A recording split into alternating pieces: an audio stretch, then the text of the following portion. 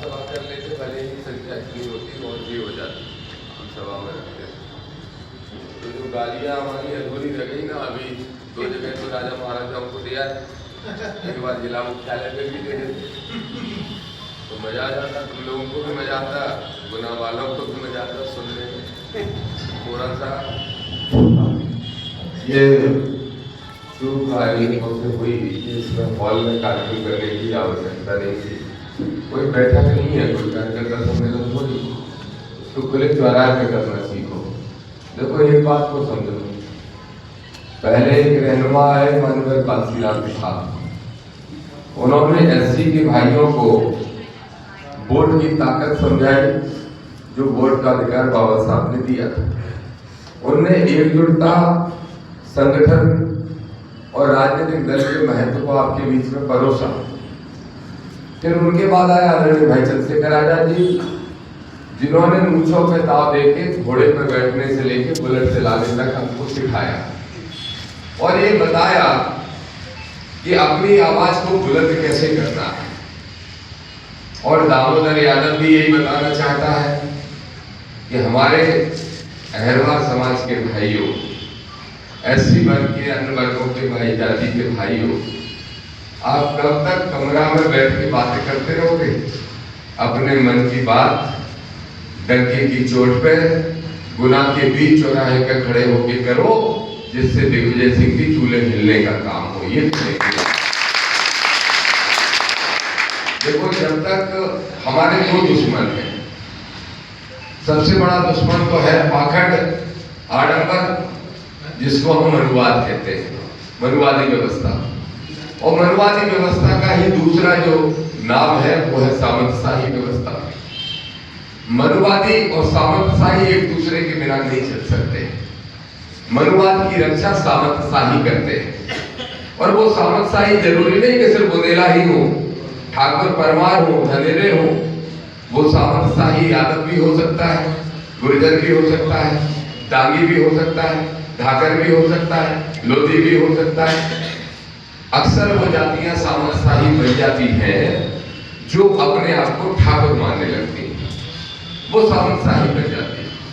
और हमारा और अनिल गुर्जर साहब का यही काम है कि हमारे पिछड़े वर्ग के उन भाइयों को जो सामंतशाही की राह पे चल रहे हैं, उनको सामंतशाही रास्ता को छुड़वा के अम्बेडकरवादी बनाने का काम करना है। ये हम लोगों का लक्ष्य है।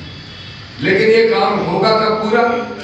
ये तब पूरा होगा, जैसे मैंने अभी आरंभ में कहा, वही बात फिर दोहरा रहा हूं। मेरे जीवन का लक्ष्य है इस देश में राजनीति में सत्ता पाए बगैर आप कुछ परिवर्तन नहीं ला सकते, कितनी भी मेहनत करते रहो। लेकिन अगर आपने अपनी सरकारें नहीं बनाई तो परिणाम आपके फेवर में कभी नहीं आएंगे, नीतियां आपके हित में कभी नहीं बनेगी। और सरकार कब बनाओगे? अकेला अहरवार की सरकार नहीं बना सकता और अकेला अहिर भी सरकार नहीं बना सकता। इसलिए मैंने कहा आरंभ में कि अहिर अहरवार भाई भाई का नारा लगा दो और निकल पड़ो, फिर देखते हैं सामंतशाहियों की चूल्हे कैसे नहीं हिलती। अभी तो उल्टा होता है, सबसे ज्यादा अहरवार अहिर लठी चलाने को तैयार रहता था। ठीक हुआ, हमारे अम्बेडकरवादी साथियों ने इस क्रांति को जगाया, लड़ा। उसके बाद वो सोचने के लिए, चाहे हमारे मेरी जाति के लोग हों, चाहे मेरी जाति के और संघर्ष से जो जातियां हैं, चाहे गुर्जर हो, चाहे जाट हो, चाहे लोधी हो, चाहे कुर्मी हो और चाहे किरार हो, इन सब ने भी सोचने के लिए मजबूरी है, सबको भी होना पड़ा। मैं धन्यवाद दूंगा वैरसिया जी आपको, आपकी पूरी टीम को, कि आप लोग यहाँ पूरी ताकत से शोषित वंचितों की लड़ाई लड़ रहे हैं। और मैं अपेक्षा करूंगा, जो लड़ाई कभी मानवर साहब कांसीराम जी लड़ते थे, फिर उस समय तुलसी मरैया जी भी लड़ते थे, फिर वो कांग्रेस में चले गए तो वो लड़ाई ठंडी पड़ गई वहां।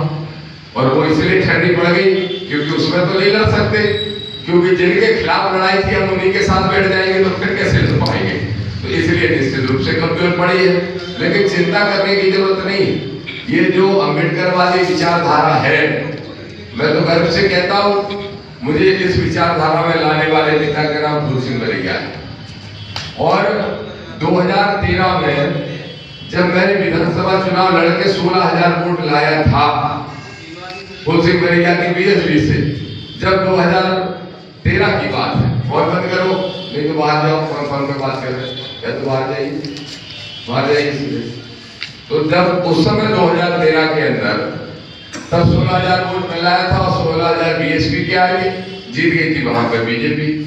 तब से लेके आज तक ये अम्बेडकरवादी विचारधारा ना मेरे मन से बाहर कभी निकली है और ना इस जीवन में मरते दम तक कभी निकल सकती है। तो इसलिए तय कर लिया है कि जीना भी नीले झंडे में, मरना भी नीले झंडे में।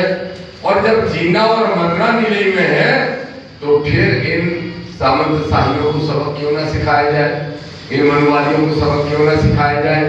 मेरे अम्बेडकरवादी साथियों ध्यान रखो, दामोदर की जो जंग है, जो धीरे शास्त्री के खिलाफ मैंने जंग छेड़ी, जो प्रदीप मिश्रा के खिलाफ छेड़ी, ये पर्ची निकाल के हम तुमको मूर्ख बनाता है तो एक बेलपत्र चढ़वा के हम तुमको मूर्ख बनाता है।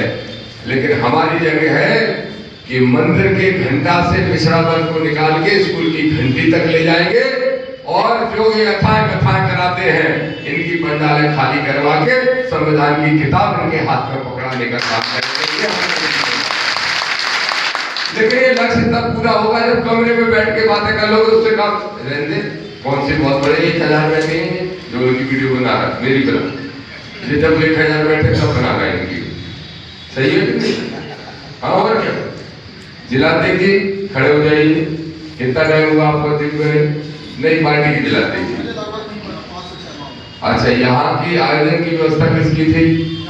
अरे लाइट बंद करो, सब लाइट बंद करो, लाइट बंद करो, सब बंद करो।